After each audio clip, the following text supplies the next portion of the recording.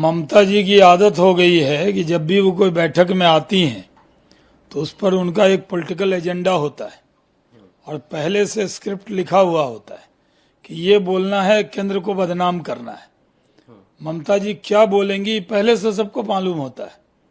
उनकी कोई राय सुनने के बाद नहीं बनती, वो राय बनाकर आती है। उनकी आदत बन गई है, उनको लत लग गई है केंद्र को बदनाम करने का। आज न शासन संभल रहा है, न वहां पर लोगों को छूट देने का काम कर रही है, बल्कि हर बात के लिए केंद्र को दोष देना। केंद्र से पैसा लेना हो तो बहुत अच्छा है, और दोष देना हो वो भी केंद्र को देना, पैसा भी केंद्र से लेंगी। इसलिए उनके बयान का कोई महत्व नहीं है। उन्होंने एक और बयान दिया है कि बॉर्डर फोर्सेस लोगों को मारती हैं और फिर दूसरे साइड पर फेंक देती हैं। देखिए, जिस तरह का व्यवहार ममता बनर्जी कर रही हैं ये दुर्भाग्यपूर्ण है। एक बार जब सेना वहां ड्रिल कर रही थी तो वो डर गई थी। अपने पहली मुख्यमंत्री जो अपने देश की सेना से डर गई, बॉर्डर फोर्स के खिलाफ बयान देती।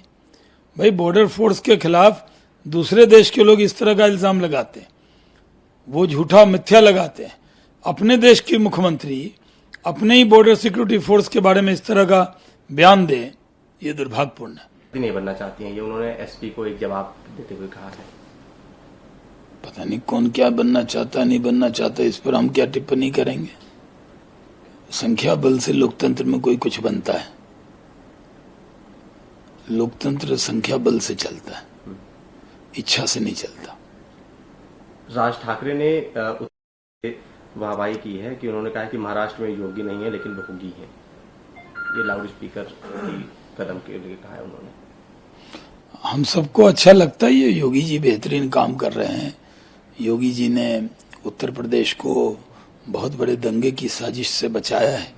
मैं योगी जी को बहुत बधाई देता हूं कि उन्होंने बेहतरीन काम किया, तो पूरे देश के लोग उनको बधाई दे रहे हैं।